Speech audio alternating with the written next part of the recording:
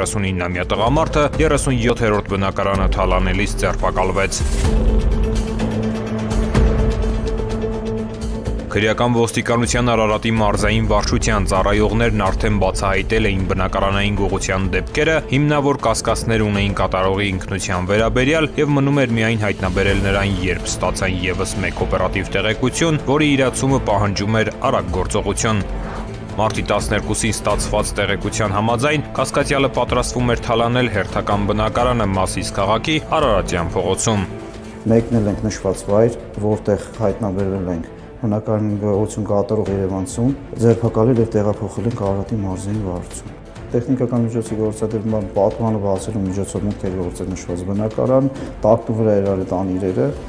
Երևանի 39-ամյա բնակիչը խոստովանեց, որ մայրաքաղաքում եւ Հայաստանի տարբեր մարզերում կատարել է եւս 36 բնակարանային գողություն։ Կազմված բացաթղթերն ու ձերբակալվածը ներկայացվել են նախաքննական մարմին։